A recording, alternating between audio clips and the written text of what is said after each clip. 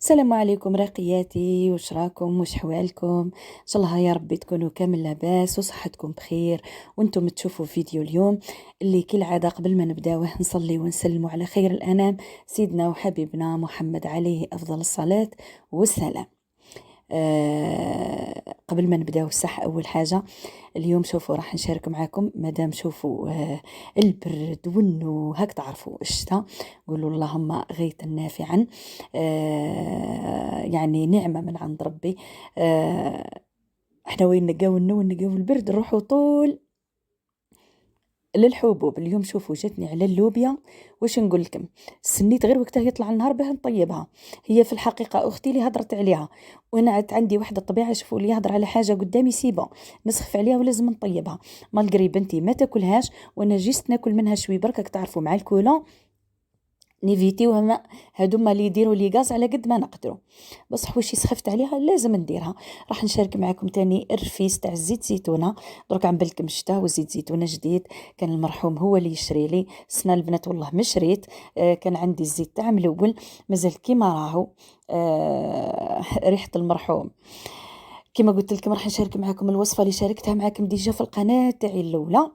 الفيديو ماشي وحنا نتوانسوا ونحكيو مع بعضنا. كما قلت لكم. وقبل ما نروحوا بلا ما ننسى حبيت نشكر كل وحده علقت لي، كل وحده تفكرتني، كل وحده دعمتني، كل وحده حفزتني، كل وحده واساتني، كل وحده عظمت لي لجر، كل وحده شجعتني. نشكركم كامل كامل وحده بوحده. بزاف اللي عرفوني من صوتي وكانوا يتبعوني في القناه الاولى ودخلوا لي جدد. بزاف اللي دخلوا لي جدد من كل ولايه. ماذا بيكم تكتبوا لي كامل اللي تبعوني تكتبوا لي واش من ولايه تتبعوا فيا. نشكركم كما قلت لكم كامل وحده بوحده. وتاني بزاف اللي كتبوا لي في التعاليق لانه الموت تاني ضرتهم. كاين اللي توفى لها الوالد تاعها، كاين اللي توفى ولها خاوتها، كاين اللي توفى ولهم بزاف الازواج تاعهم الارامل اللي هم كامل قاعدين دركا يربيو في وليداتهم. ربي يقدرهم ويقدرنا كامل اجمعين امين يا رب العالمين. لانه الموت كما قلت لكم مره وهذا الكاس الناس كامل راح تشرب منه. الاخت الثاني اللي معنا اللي قالت لك بنتي 9 سنين توفات لي وخلت لي بلاصه وفارغ كبير. اكيد حبيبتي ربي يصبرك وان شاء الله يا ربي في الجنة اكيد راح تلقايها في الجنة. كامل اللي عنده اللي توفى له عزيز وغالي ربي يرحمهم وربي يصبركم. لهنا شوفوا البنات قبل ما يفوتني الفيديو اللوبيا اللي هنا حطيتها تغلي حطيت لها شوية زيت باش تطيب. ولهنا واش درت في لاصوص تاعها ربيت بصلة ثوم حطيت طماطم كونسونطري حطيت تاني كعبة طماطم وكعبة زرودية ربيتهم مع البصل. كثرت هنا شويه كمون ملح زيت وحده جامبو وقليتها مليح.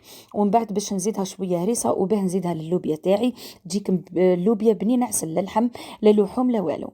كما قلت لكم بزاف كما نقولوا اللي تقاسوا شربوا من كاس الموت. لانه يقول لك جعل الله تعالى في هذه الدنيا راهي دار فناء الناس اللي تفهمها وزوال ما تصفو حتى الواحد وما تدوم حتى على حال وما تبقى حتى الواحد.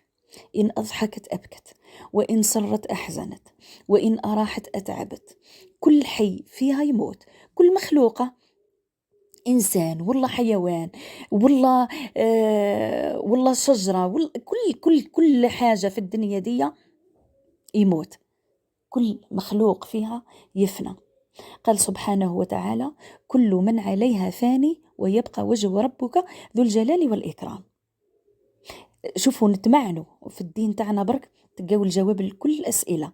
هذه الحقيقة ما ينجو منها حتى مخلوق وما ينكرها حتى واحد.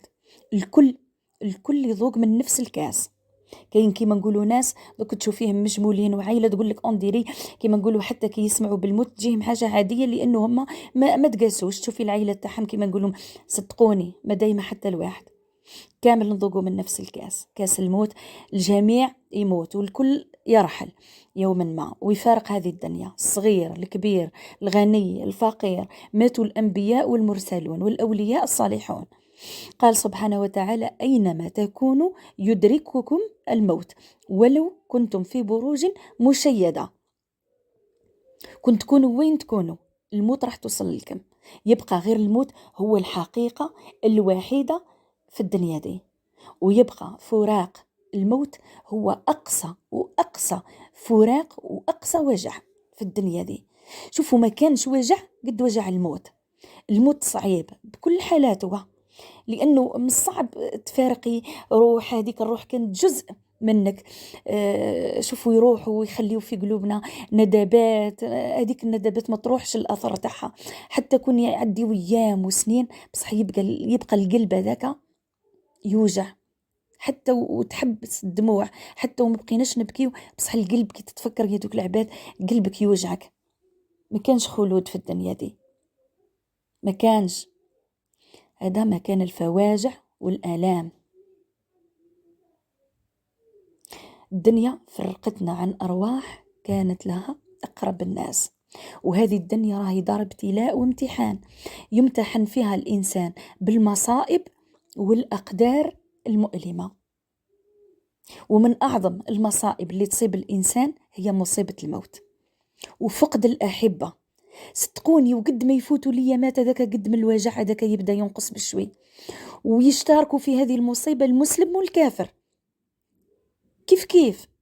أنا وش قال صلى الله عليه وسلم: عجبا لأمر المؤمن، إن أصابته سراء شكر فكان خيرا له، وإن أصابته ضراء صبر فكان خيرا له.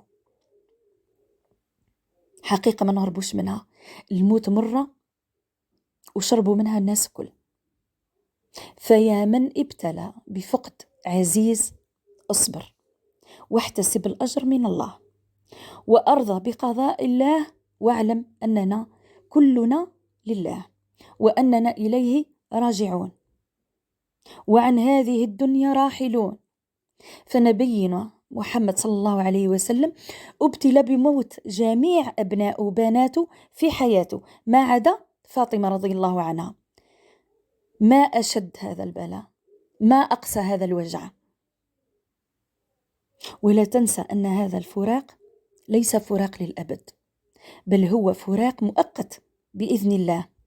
فالمؤمن يلقى أهله وذريته وأحبابه من المؤمنين في الجنة إن شاء الله يا ربي، إن شاء الله ربي لاقينا بهم في الجنة.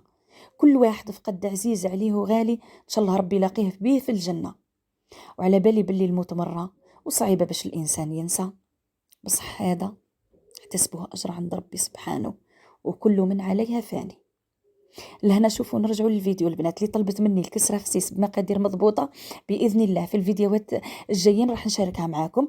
لهنا خليت القرصة هذه الصغيرة بعد ما خبزت كسيرتي، عجنتها في البيترا، طيبت الكسرة تاعي وحكمت هذه القرصة. شوفوا هي سخونة، أنا مالفة نديرها بيديا وكم تعبانة ومريضة، ادعيوا لي البنات ربي شافيني. حكمت درتها لهنا في الروبو، حطيتها وهي سخونة، طيبوها شوية، ما تخليوهاش خلاها كما نقولوا بيضة. حطيت لها شوية زيت زيتونة وحطيت لها شوية سكر. اللي يحب يديرها غير بالزيت زيتونة يديرها غير بالزيت زيتونة، ما يحط لهاش السكر. انا نحب حاجه حلوه هاك تعرفوا، مضروبه على الحلاوه. على بالنا باللي تاني السكر هو ماهوش صحي، بصح الا غالب ماهوش ديما. ومن بعد درته لهنا في الروبو حتى يتخلط لي مليح هذيك الكسره بالزيت والسكر. السكر مع الكسره السخونه وراح يذوب البنات. شوفوا كيفاه نتحصلوا عليه هذا. شوفوا اماتنا بكري ربونا عليها.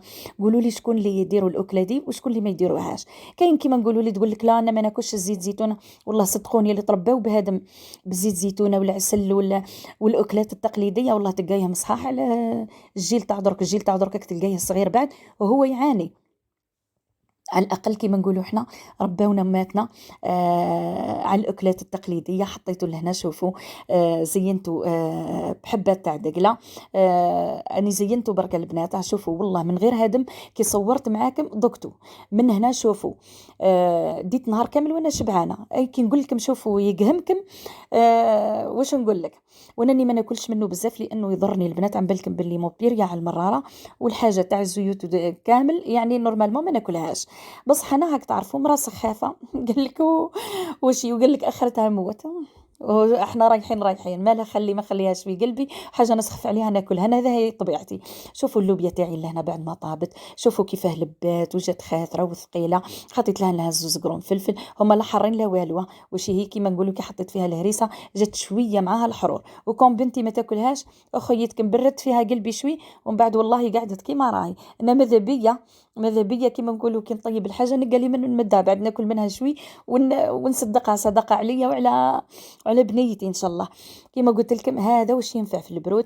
أنا نحب ندير الأكلات هذه مع كسيرة سخونة مع سليطة، فضل ونعمة من عند ربي. ديما نقول لكم إن شاء الله ربي يدومها نعمة عليا وعليكم ويحفظها من الزوال. كان هذا هو الفيديو تاع اليوم، إن شاء الله ما نكونش قلقتكم. نشكركم ياسر ياسر على تعاليقكم وعلى كلامكم حلو وعلى أخلاقكم وعلى أصلكم الطيب. ربي يبارك لكم ويعطيكم ما تتمناو.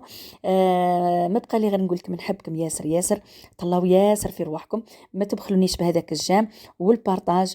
واللي ما اشتركتش في القناة نقول لك اشتركي حبيبتي وفعلي زر الجرس باه يوصلك كل جديد. دمتم في أمان الله.